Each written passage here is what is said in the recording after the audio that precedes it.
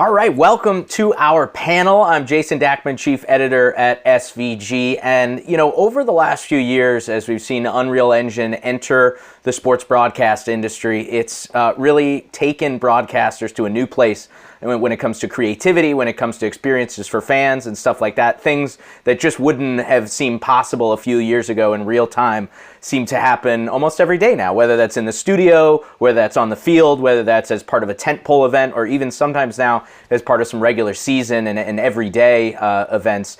It's really played a big role in the way that sports broadcasters tell the story now. So we're here to talk with some of the experts in this area, some big high-end users of Unreal Engine. We've got ESPN, we've got Sky Sports, we've got NFL Media, and we've got BBC Sport joining us today. Gentlemen, thank you guys so much for taking the time. There's so much cool stuff to talk about, so I want to kind of get right into it here because we do have limited time. And Christian from ESPN, Christian Kokas, I'm going to start with you. Give us just a little idea of what you guys are working on, and is there a big trend in the industry that you're seeing right now, especially when it comes to that augmented reality sector that is really making a difference for you guys right now? Well, yeah, absolutely. I mean, we keep getting requests for flexibility, personalization. How can we turn out graphics that are going to the individual viewer? How can we make shows quickly and be flexible with our backgrounds, with what's possible for the directors. So we keep looking at Unreal in so many different ways, and being able to do these high-end customs in real time has really been all the difference for us. Very cool. I want to go to Jason Landau. He's head of creative innovation at Sky Sports. Jason, Sky does some of the coolest stuff around, whether it's in North America or in Europe, for augmented reality, and especially some of the experiences you guys do in the studio. So again, what's a big trend you're seeing right now, and how are you guys leveraging Unreal? Well, certainly the AR piece is a big trend. In fact, for us, it used to be that we were always asked to develop new touchscreens for every production, and now it seems to be AR is the way forward. That's essentially replaced the touchscreen. I think for us, what we don't want to do, and what we pride ourselves on, is that we don't just press the AR button for everything. We want there to be an actual reason for it to be there, and the power of that, I think, helps with the creative, and therefore that gets the result that you've seen on screen. It's easy to overuse the shiny new toy in the toy box, and AR is probably as guilty of that as anybody. So you're right. You got to pick your spots. You got to make sure that you use it correctly. We're going to talk about that today. Patrick Lee, he's Director of Real-Time Systems at NFL Media. Patrick, especially at the Super Bowl and some tentpole events, we have just seen amazing stuff coming from you guys when it comes to virtual graphics and AR. As you are continuing to evolve your operation and how you guys view virtual and are leveraging Unreal Engine, what's a big trend you guys are seeing right now in the industry? Definitely, everyone has seen kind of the Mandalorian video on YouTube. That's certainly a direction that could save costs as well as just create like a really amazing production. So XR is definitely kind of, on the list of things that we have that we'd like to implement. As well as that, I would say, outside of Unreal, it's, these updates of technology for tracking systems is really plays big. Because we just want something that has good reliability and ease of use. You guys were one of the early innovators when it came to player tracking and stuff like that, and I'm sure it just continues to evolve. You're going to leverage that moving forward. And last but certainly not least, our friend John Murphy, Creative Director of Motion at BBC Sport. John, when it comes to in-studio use of AR, we see a little bit of it right now in your background, but you guys are all about virtual and have so much cool stuff going on. How are you seeing the industry evolve, and what are some big trends? So I mean, obviously the big trend was obviously the use of Unreal Engine and gaming engine technology that came into the broadcast sector. I think we 7 years ago, and we started kind of with AR, and I remember now that with the tracking and the studio use, and all the gremlins that you used to get, and the tracking in the studio was always playing up. And now I just think the biggest thing now is just it's still a lot of work. I think you still have to kind of there's a lot of effort goes into it, but it's just now feels a lot more that you can obviously go into a studio, switch on your set, and everyone's a lot more comfortable and ready to go with it, especially directors. Yeah, it's become just another sort of tool in the arsenal, I think, especially for the front bench. At one point they were pretty uncomfortable, but now you're seeing it really integrate in. So I'm going to go right back and start with you, John.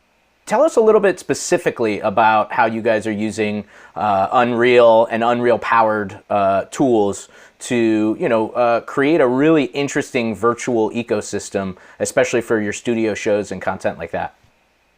Yeah, so we a couple of years back we went down the kind of the VR studio for one of our flagship football programs, which probably 4 years or so ago we just would not have gone down that route. But now with the gaming engine technology and the kind of the photorealism and obviously improvements in keying and tracking again, we just that's where we started 2 years ago. Full green screen studio, and now we've obviously just built our own another studio, which is much smaller space. And the reason for that is that the studio that we were in was a kind of a sort of fallback studio, a little bit uncreative, and now it just gives us so much flexibility in terms of obviously we just going through this pandemic at the moment, but being able to put yourself in different locations. Obviously it's just completely opened it up for us. And as I say, I think the biggest thing that has probably happened is just that kind of familiarity that kind of production teams now have. I think there's a lot of nervousness at the beginning, a lot of apprehension, but it just feels now people are a lot more comfortable, and it's a bit of a game changer for us, really. Yeah, absolutely. Jason, same for you. I mean, the use of some of these gaming engines to create just different kind of experiences has really taken you a long way, especially in some of the golf coverage that I've seen, just really cool stuff. Can you tell us a little bit about those applications and how they're getting rolled out for Sky?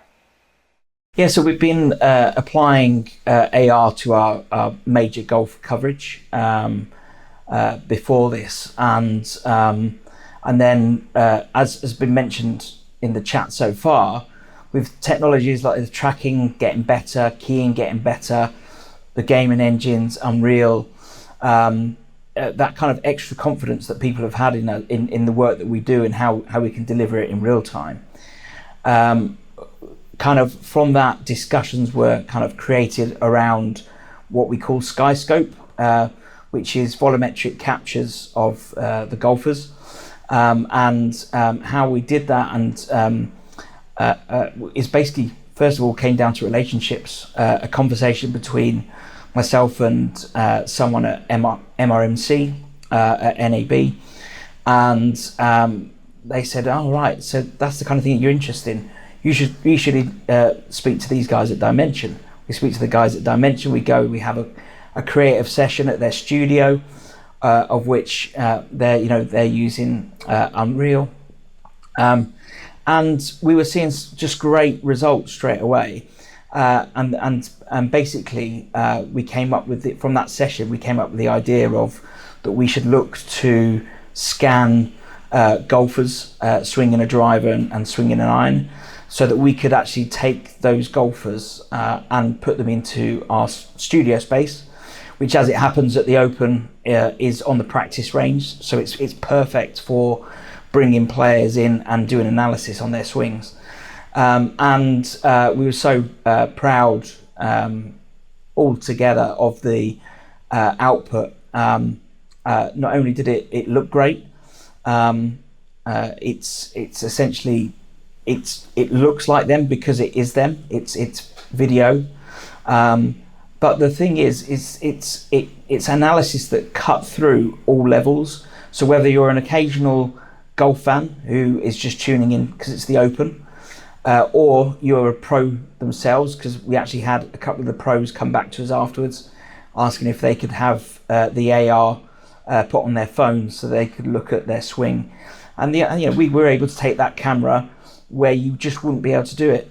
Putting a camera in front of Rory McIlroy as he hits a golf ball, it's just not possible. But with AR, we were able to do it. Right, and I think that's the best possible feedback, right? That the players are like, okay, that was great, now I want it for myself. And to have Rory McIlroy in the studio with you virtually is quite an experience. And like you said, it transcends all level of fan. You really actually can see how these swings get broken down, which has been really cool. Christian, want to go to you as well. ESPN, always an innovator. I know that you guys, whether it's X Games, whether it's one of the big properties like Sunday Night Baseball or Monday Night Football, always looking for new virtual technologies that can be applied there. Give us an idea of what you guys have been working on, how you've been leveraging Unreal Engine and the tools associated with that to create some really cool stuff for ESPN broadcast. Yeah, well, I mean, to talk about what Patrick's really in charge of, we go where the data is best, and we've just seen such an incredible trend in high quality data. So we're always looking to where can we take that data and translate it to our viewers? We're always throwing so many numbers at people, telling them stories, trying to get the point across. So we've really looked at it like taking great data, turning it into high quality visualizations to help tell that story has been the key to kind of differentiating what's happening in these sports and having a true understanding. So, from baseball doing limb tracking, they're starting to actually track the limbs. They're looking at tracking the bat. They've done an amazing job tracking the ball. The NFL Next Gen data has just been awesome. And it's giving us the opportunity to not only do it in real time and deliver it to our broadcast, but also create cloud engines of Unreal and provide an interface to all of our directors and producers and editors and digital teams to be able to access this stuff, make their rendered clip, and then deliver it to anywhere in our ecosphere.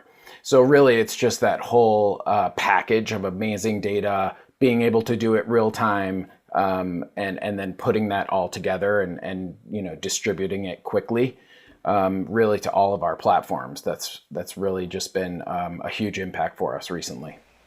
Right, and that is a huge deal because a lot of times these elements, it's great to have them on the single big event linear broadcast, but to be able to have that depth of usage across several platforms, across your entire team, that's what's really going to get you an ROI on this, right? It's really going to show what the power is. The more you use it, the better. So want to get to Patrick Lee over at NFL. Patrick, again, the last 2 years at the Super Bowl, we've seen some crazy stuff that you, in partnership with your broadcasters and some key vendors, have been able to put together. And then across, obviously, throughout the season, we've seen AR play a huge role in the way that the NFL is presented to fans. So tell us a little bit about those big projects that you worked on for the big games, as well as just things that you guys are working on day to day over at NFL Media.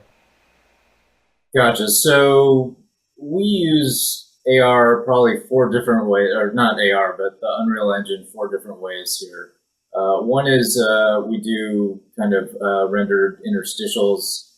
We've developed like an application so that someone at a bay could just type up information, do a render. It takes about 30 seconds, so that they could add it to their little show in Final Cut. So that's one way, and then we have AR and virtual sets, obviously. But the one thing that we have been doing that's a little bit different, that honestly will never make air, but has been a very, very useful tool for us. We are moving to a new facility this fall, right across the street from Rams Stadium. I should say Rams and Chargers. SoFi Stadium. There we go. Yeah. SoFi Stadium. Correct. Sorry. Thank you for that. And we really haven't had the whole set is really video walls, and we haven't obviously had a chance to get in there. and block and shoot until everything's built, and it's currently being built. So we basically remade the whole studio set, multiple stages actually, in Unreal. Got all the camera data that we needed, and with that, we can put in graphics into the video walls, really kind of sit down with the art director and figure out what stuff needs to look like, what information needs to be displayed, with production as well. And then most importantly, with the directors. So we sat down with all the directors, got all the correct cameras and lens data, all of that stuff, so that we can really get like a sneak peek into the actual shots that we're gonna essentially try to replicate once we get on site. So it's a very useful and cool tool that maybe, is just something that a little bit different than, the way we normally think of the Unreal Engine. Very cool. So that's some next gen stuff, how it can actually impact the workflow beyond just the visual element. It's letting you guys essentially, teleport in and see what the things are going to look like once you actually get in to that building, which I've seen it with just the scaffolding and everything where it is right now, and it looks like it's going to be awesome. Want to get into this thing that we've kind of been dealing with called the pandemic. It's been a tough few months, more than a year now, but at the same time, look, we all know that crisis tends to breed innovation a lot of the time. So I'm curious with each of you, and John, I'll start with you, especially considering some of the cool teleportation things that you guys have done and stuff inside the studio and aiding you in not being able to have as much of a presence on site. How has the pandemic impacted you guys, and how have you adapted, especially using things like Unreal Engine and Virtual to still be able to tell the story the way that you want to, even if you can't necessarily have the on-site presence that you once did? Yeah, it's an interesting one because obviously with the pandemic, we obviously our virtual studio that I'm in now. We obviously, that was a project we've done during the pandemic. So the difficulty we had obviously was just things like, obviously the social distancing when you're doing testing and looking at shots, and social distancing in the set, and obviously the creative side of it. Because obviously, regardless of what we say, there is still that element of, face to face, especially around creative, is really important.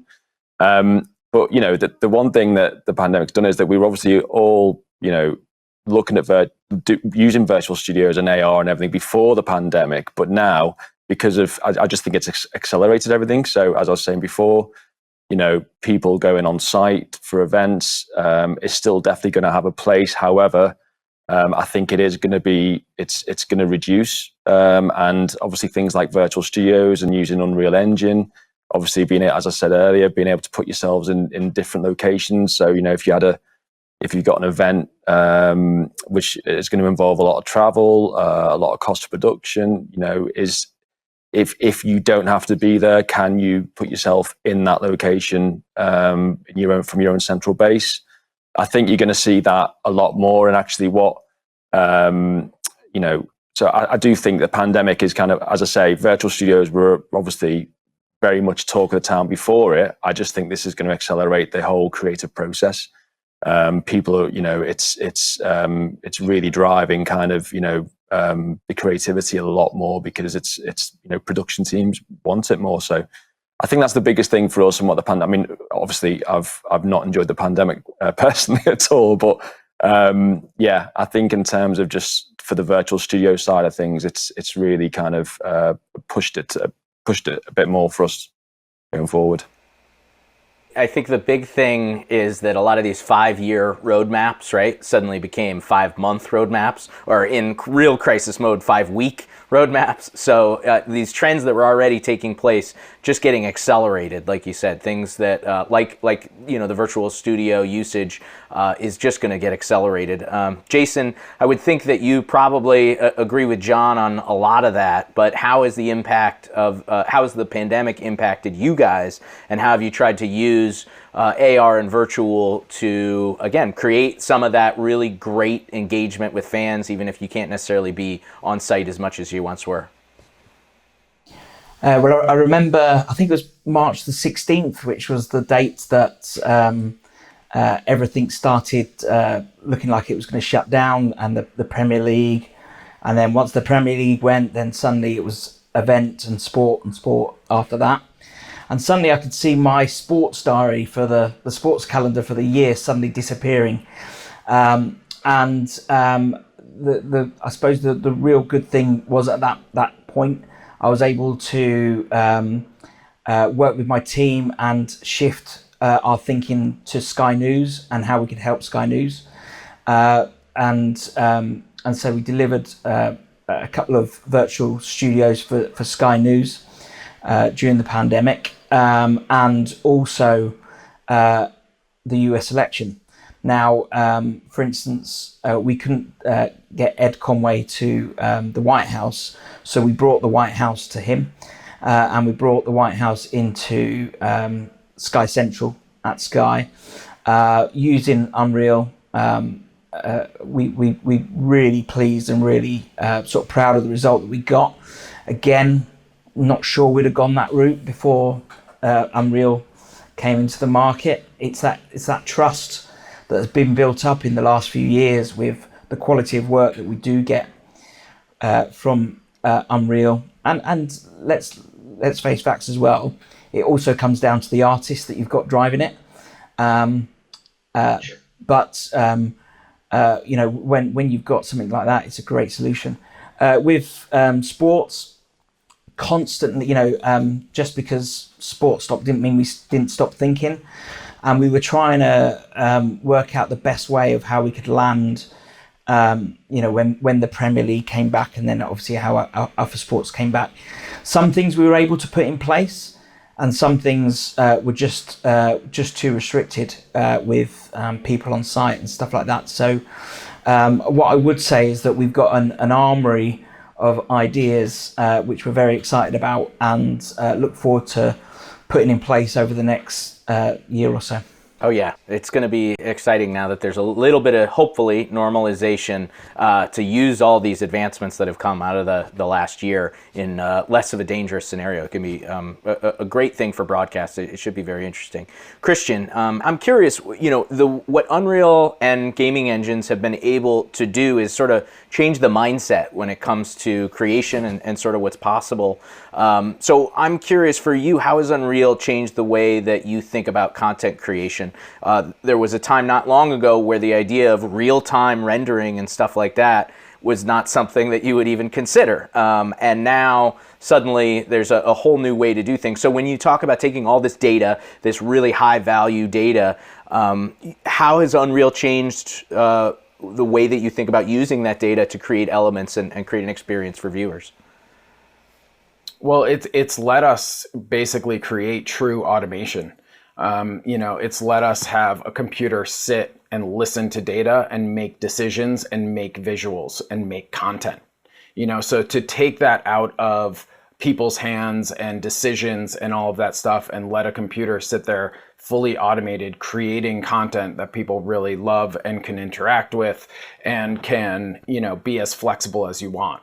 So you can put your custom advertising in. You can take into account who's watching it and deliver that specifically personalized for them. So that for us has just been, it's a game changer. It's one of those things that you look at and you just say, oh my God, there's so much more we can do. And now our challenge is really making the decision of what's the next most important thing to work on. So it's really opened the floodgates for ideas. And right now we're really taking in all the ideas and deciding, what's our biggest ROI. What can we do that can be amazing for a broadcast, but then also serve all of our digital platforms? Sure, right, like you had said.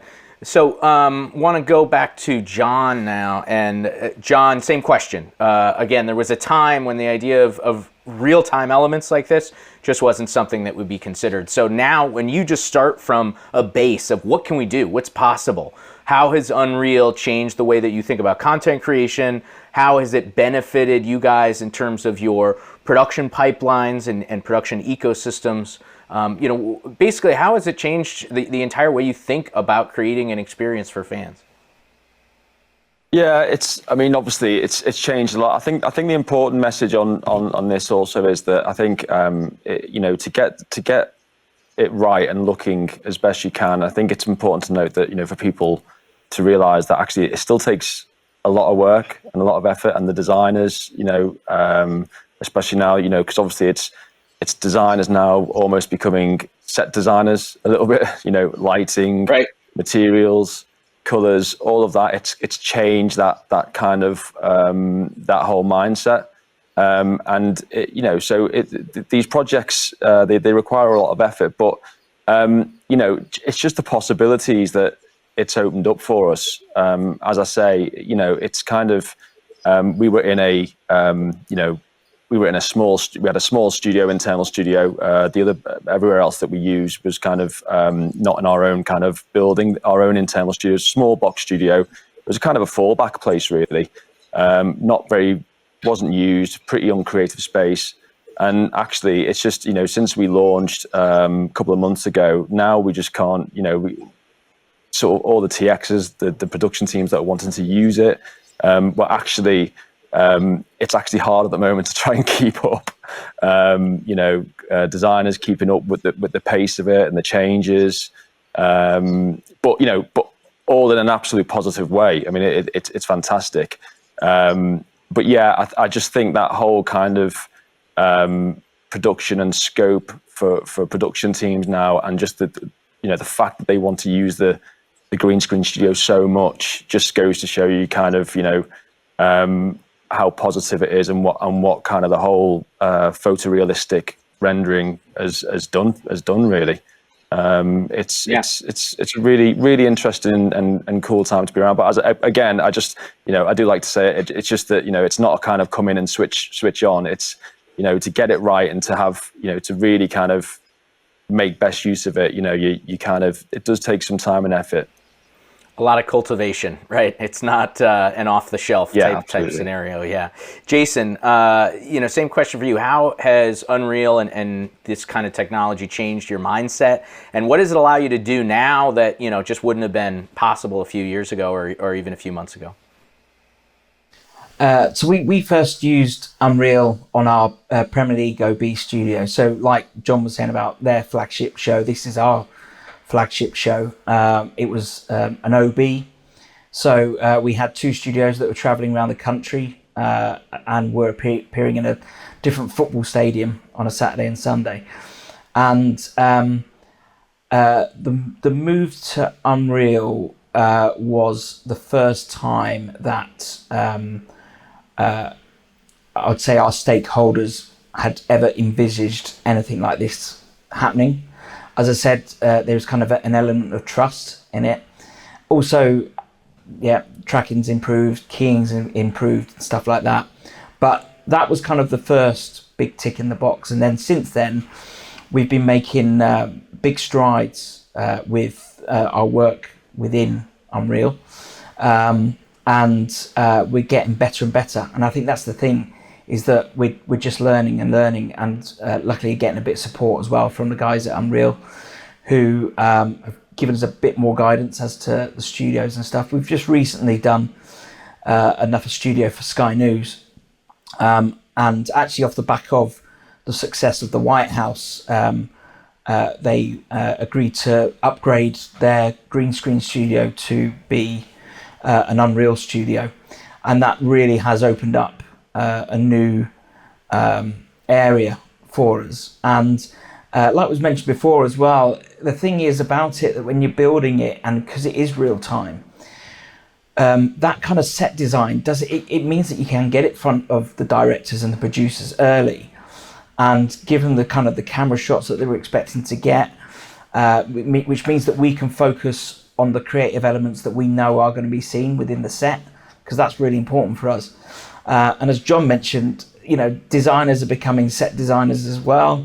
But it's still very much a big communication thing between us, the directors, the producers, the technical teams, to make it all happen. And of course the lighting guys as well, which is really important. Yeah, there's so many, pardon the pun, but angles to this, right? That, whether it's the camera tracking, the lighting, the actual software, the servers behind it. Yeah, it's all got to come together.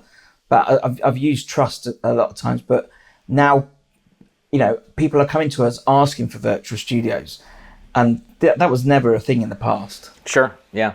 Patrick, want to bring you in and check with you guys again. How has the idea of Unreal and these powerful systems changed your mindset from a creative standpoint and from a what's possible standpoint? When you just are given a blank canvas now, essentially, and say, what can we do that maybe wouldn't have been possible in real time before? How has that kind of changed the game for you guys over the last couple of years? I mean, definitely with the move to the new facility, it's being more kind of regarded as a necessity for the new shows, especially to show off our new studio set.